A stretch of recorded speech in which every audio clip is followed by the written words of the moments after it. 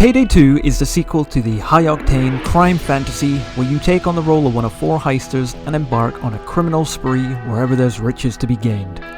The sequel expanded it in every way, from more heists, more guns, more characters, more music, more story, and more ways to tackle various exciting objectives. Released in Right then, you wankers. Welcome to Silent Station Alive's cover art comparison. It's your old pal Hoxton here, and today we're talking about Payday 2. You know the drill. Masks on and loot bags ready, because this is a bloody art job.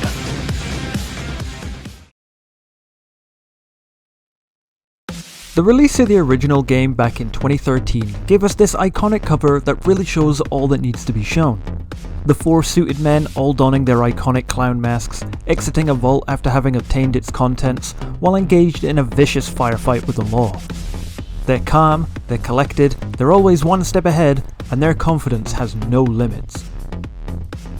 At the beginning, before the massive amounts of updates it received over its lifetimes, we started out with just these four members of the Payday gang as our original crew. Here we have Dallas, standing out at the forefront as the de facto leader of the group and face of the series itself, Chains, Wolf, and Hoxton. But as fans of the game will know, this isn't the Hoxton from the first game. For unknown reasons, the original voice actor for Hoxton wasn't to return for the sequel, yet anyway, so he was replaced by a new character that picked up his mantle and mask. The growing in-game lore saw Hoxton arrested during the events of Payday 1 and 2 and thrown into prison. Dallas's younger brother then joined up with the gang and took Hoxton's place, much to Hoxton's anger. In 2014, when Pete Gold returned to voice the original Hoxton, much to massive fan appreciation, the story had us break him out of prison and rejoin the gang, whereby he took back his name, but not his mask, instead having made a new one that reflected the original but updated it to match his facial scars. The new member to the group then changed his moniker from Hoxton to Houston, which means that the character here could be referred to as either name depending on how you feel about who the character is now or who he was at the time. It's fun, this being a live service game, that things like this can change such a simple thing on the front cover. Now, even though their masks are accurate to their in-game counterparts, their suits, however, are not. For most of their promotional material that doesn't involve their in-game models, they are shown to be wearing black suits that look very nice for their uniformed gang of robbers. But in the game itself, they all look quite different. Dallas's suit is a mix of browns, Chains is grey, Hoxton/Houston's is blue, and Wolf's is pretty similar but with the addition of a striking red tie. So here we see the heisters exiting the vault after robbing it, as evidenced by the loot bags and flaming notes of cash floating around. I don't think this vault is based on a specific heist, as upon launch I don't recall there being any vaults with doors that were circular like this one, so it's likely one designed for the cover, which I think looks really great. The circular opening gives this perfect framing around them as they're coming out, and the addition of sparks and flames gives those nice little touches. It's just badasses doing badass things. We also can't see exactly who they're fighting, but seeing as though it's what appears to be some kind of bank vault, it can be safely assumed to be law enforcement of the US government. The only gangs they fought so far would be the Mendoza Cartel, Overkill MC Bikers, a Ukrainian gang, and Gensec, but none of those have a place with a vault like that upon launch. A quick note to make is that Dallas is holding a loot bag over his shoulder, which is a nice reference to the addition of having to carry bags in this game, as opposed to just collecting money into your inventory from the previous game. The logo stands out really well with its bold, white, blocky text that's taken straight from its predecessor, Payday the Heist, albeit with slightly different markings on. We also have the addition of the number 2, which is fashioned to resemble a $sign, perfect for the theme of the game.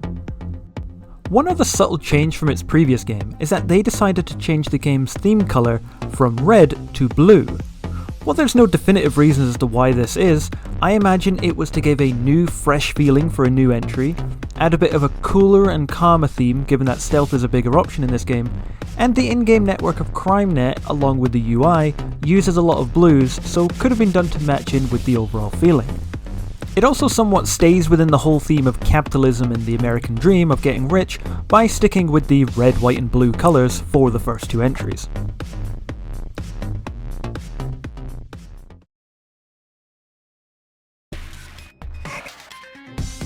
Here we have the sleek and somewhat gritty collector's edition of Payday 2.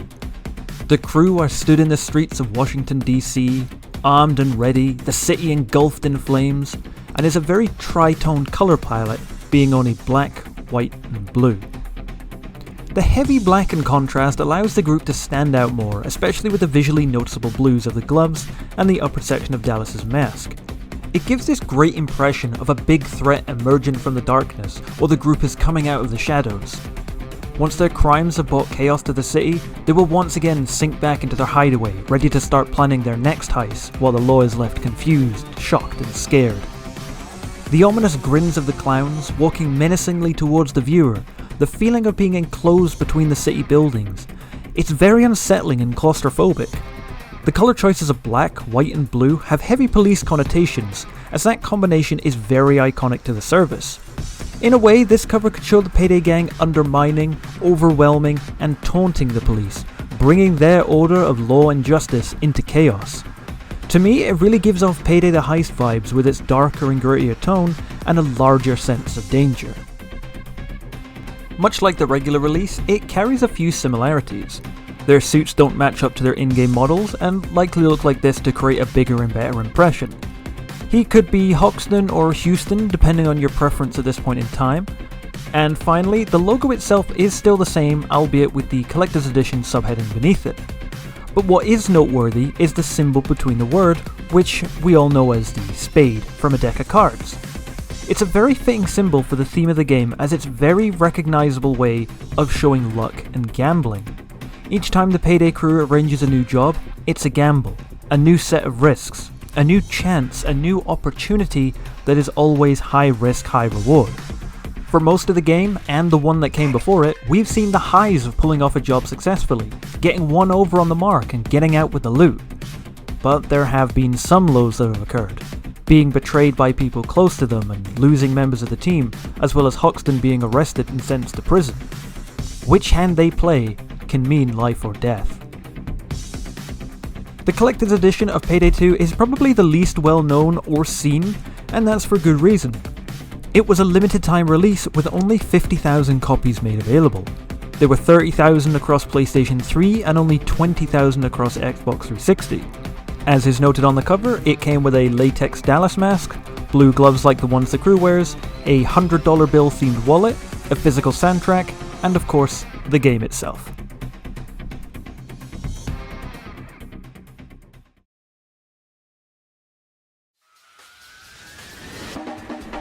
The Safecracker Edition is a special edition of the game that includes 3 DLC packs, an art card, as well as an embroidered mask patch. It was released on November 11th, 2014. In a very cool design, they have Dallas's mask emblazoned on the cover in a white hand-drawn style that looks as if it's part of a set of blueprints. The term Safecracker is an obvious reference to the gang breaking into vaults and safes and building up their fortune. While there isn't really much to talk about with this one, it's just a really cool cover that shows off the theme of planning and execution in the heisters' career, with Bane, their mastermind, behind them. I don't believe the blueprints match up to anywhere in the actual game, as I couldn't seem to find a location that matches up to them, and could just be one made for the design of the cover that isn't a reference to anything. The interesting thing about Payday 2 in this series of mine is that these versions are all from Europe/North America, and as such don't have any differences between regions, but instead differences between release versions. Payday 2 was a live service game that lasted just under an entire decade, so that means when things change in the game, then it naturally means that their covers will reflect new updates or substantial changes. With the console generations moving forward, in 2015 Overkill bought out a new version of the game for the then current-gen PlayStation 4 and Xbox One. This included many DLCs that had been released up to that point, as well as keeping it up to date with the much more focused on PC version. This was known as the Crime Wave Edition.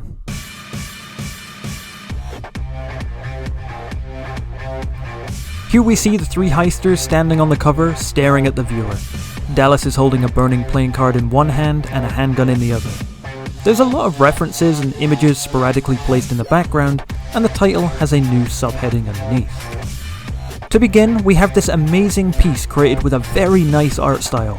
Very thick lines, bold, sharp, vibrant, almost comic book-like.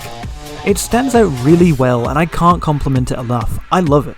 It was created by Swedish artist, and I really hope I'm pronouncing his name correctly, Max Elmberg Sjöholm. The heisters we see here are Dallas, the face of the franchise, along with the return of fan favourite Payday original Hoxton, complete with his new mask, and newcomer, as well as the first female heister to join the crew, Clover. It's interesting to have these two together on the cover, as not only are they post-release content that's being advertised, but they have a bit of a history together. Clover used to work with Hoxton many years ago and became his protege, learning under him back in the UK. At a certain point in time later, she betrayed him by stealing a shipment of weapons and leaving him to fend for himself. Hoxton did contemplate killing her, but instead decided that he was actually proud of her for how far she'd come. Her induction into the Payday gang allowed them to meet once again and fight alongside one another. This snippet of backstory shows how close-knit the crew is and that they can let bygones be bygones and work together for the sake of chasing their fortunes. Like I mentioned earlier with the spade symbolism meaning luck, here it takes on another meaning in the form of the infamy system that acts as a leveling, reward and prestige system for the player.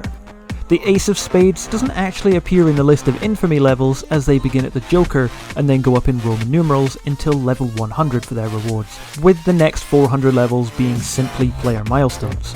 But with the way he's holding the card like this, it's almost as if Dallas is offering it to the player and inviting you to join the crew himself for a life of crime. And with that card in particular, it also carries its own meaning, being the Ace of Spades. Across the modern world, it has become synonymous with different meanings that all fall into the same theme of dominance. Just to give you a few examples, the Ace of Spades in a deck of cards is seen as the highest and most valuable card there is. Various groups of soldiers across history used it for their insignias, and even leaving them on enemy bodies to instill fear. This then led to it also becoming more well known as a symbol to represent death. It represents personal growth, transformation and new ambitions, and of course the 1980 song Ace of Spades by Motorhead became a globally recognised song that reflects rebellion and gambling. I can't think of a more perfect symbol to represent the Payday franchise than the Ace of Spades. In the background, you can see that there's quite a lot going on with various images and text all layered on top of each other in graffiti type fashion. On the left you can see the Death Wish skull mask, which was added in February of 2014 as an achievement reward whereby you unlock it by completing all available heists on the newly added Death Wish difficulty.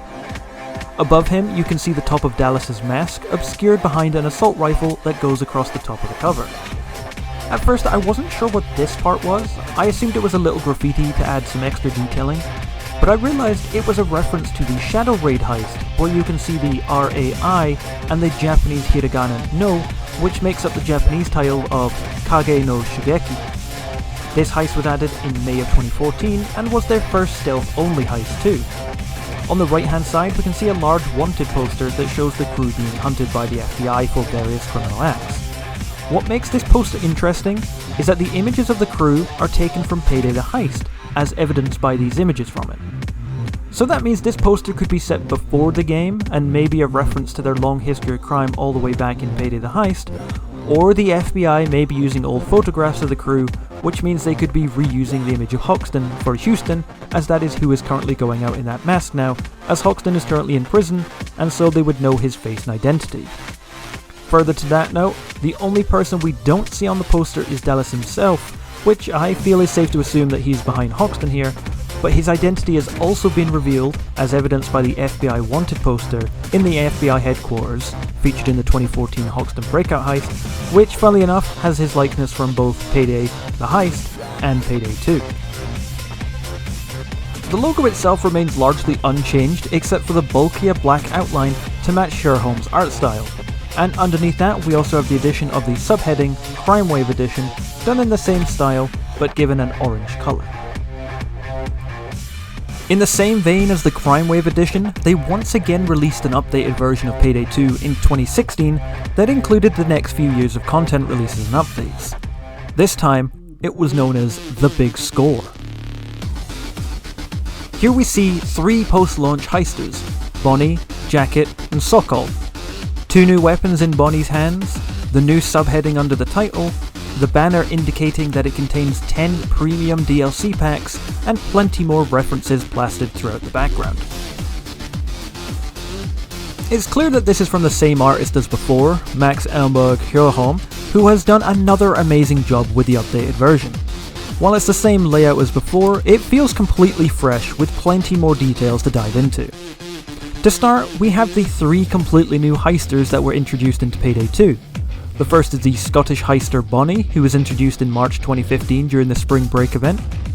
Jacket, a character from Dennaton's Hotline Miami, was added in a crossover expansion simply titled Jacket Character Pack for the release of Hotline Miami 2, Wrong Number, on March 10th, 2015.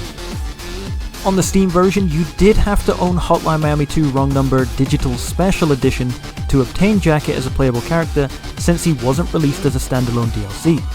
But with the physical re-releases of Crime Wave Edition and The Big Score, he comes included without needing to have bought Hotline Miami 2. Interestingly enough, this isn't the first crossover with Hotline Miami that Payday 2 has had, as in 2014 we had the Hotline Miami 2-Day Heist DLC. Last thing to note about Jacket is that he is the only heister featured on all of the covers that is not wearing a suit. While the others have various forms of smart clothing, he instead wears his signature varsity jacket and casual t-shirt and jeans, which is his appearance in Hotline Miami 1. Funnily enough, with this game being a crossover with Hotline Miami 2, that is the only game we see him actually wearing a suit while he's on trial. Finally, we have Sokol, who was released with the Golden Grin Casino heist in June 2015. What makes Jacket and Sokol an interesting combo? Much like how Hoxton and Clover had history on the Crime Wave Edition cover, these two don't have personal history, but there is a level of animosity between them. Sokol has been shown to be antagonistic towards Jacket in-game, and Jacket has a deep hatred of the Russian mafia and the Russian army. I'm not sure if that spills over into a hatred of Russians themselves, but given the context of Hotline Miami's story, it wouldn't be surprising. However, with Jacket's existence in this game itself, given the events of Hotline Miami 2 and the age discrepancy, the canonicity of events is very messy with his backstory. The items that Bonnie is holding in her hands, in a pose similar to Dallas on the cover of Crime Wave Edition, there are new weapons. First up is the Molotov cocktail that was introduced as part of the incendiary-themed weapons bundle in the Butcher's Barbecue pack in 2015. Notice that it has a small red bomb on the front, which is the Overkill software logo that they love to place around various aspects of the game, which I think is a pretty cool thing to do. And in our other hand, we have the Peacemaker 45 revolver that was added in 2015's The Butcher's Western pack, a weapon bundle based around America's Wild West period. Within the background artwork, we can see another load of references to various aspects of the game. Behind Jacket, we can see the Rad Mutant mask, which was introduced in May of 2015 during the Meltdown heist, where the crew break into the same warehouse as the Shadow Raid job, but this time stealth is not an option. To get this mask, you need to obtain the They Don't Pay Us Enough achievement by obtaining all additional loot. Behind Sokol, we can see what appears to be a mask, but it is in fact the crest of the Golden Grin Casino, referencing the heist of the same name. There is another mask that looks very similar called The Grin, a reference to the game development studio's history, and has been in the game since launch. But given the context of showing new content on the cover, I think this is the casino logo, which also makes sense given that Sokol is right in front of it, and he was introduced specifically for that heist. There is a palm tree, which could indicate Jacket's inclusion, given that palm trees are an iconic site in Florida, but I think it's more reference to the 2015 Payday 2 Wolfpack DLC, which brings back 2 classic heists from Payday the Heist, one of which, Counterfeit, is set in Florida and has palm trees scattered around. There is also some kind of medical information listed here by the words health record visibly shown. While most of the text is fairly hard to read, we can see certain words such as dental exam, which is a very clear reference to the contractor introduced in 2014, the Dentist, a character that will play a very big role as the story unfolds over the years.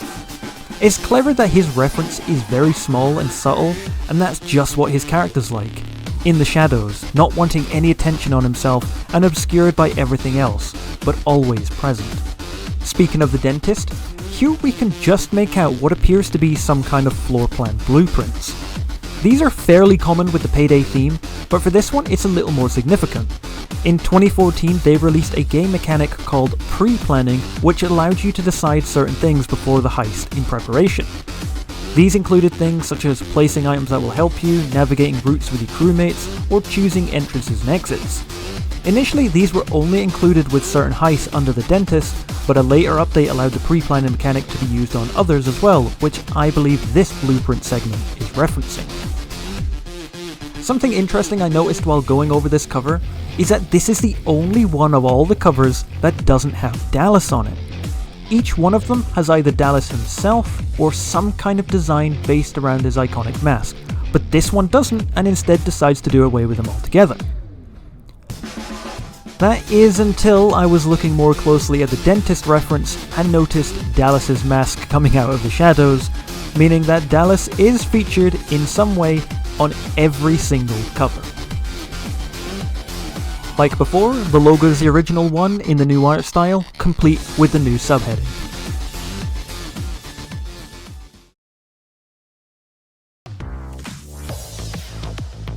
For our final version, we have a rather unusual one, and that's the Nintendo Switch release in February of 2018.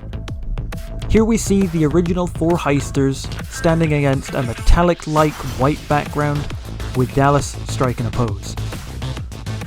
What makes this one fairly unusual is that as we've gone through the years of many content updates and expansions, the game has been upgraded and re-released, except the PC version, which has been the most consistently up to date. So when this was released in 2018, the final re-release I might add, it was naturally expected to have included all the content up to that point, but instead it released lacking a lot of content updates such as AI features, guns, special weapons, skins, entire heists, characters, and basic quality of life changes that the other platforms received, making it quite outdated upon release.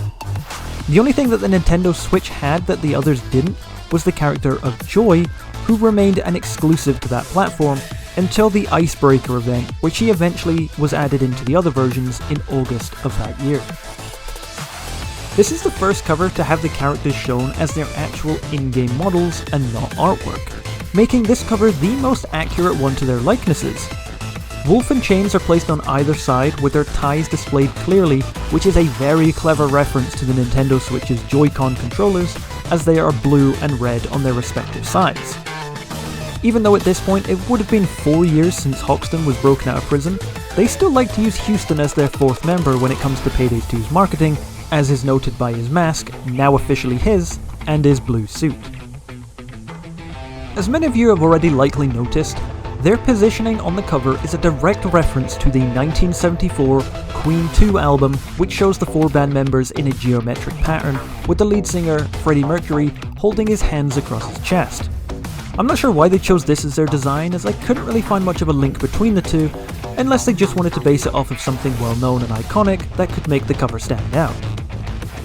Speaking of standing out, there is a very heavy use of white in this colour scheme, which is a first as well given that most of the others were very dark in nature.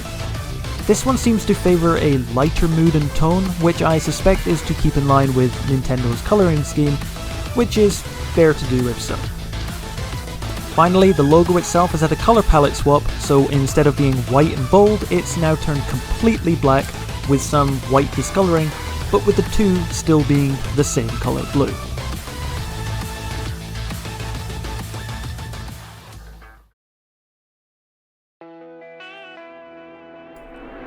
These covers are some of my favourites, as the designs have been very different for each entry, and it's nice to see variety as the series progresses over its lifespan, rather than just making minor changes.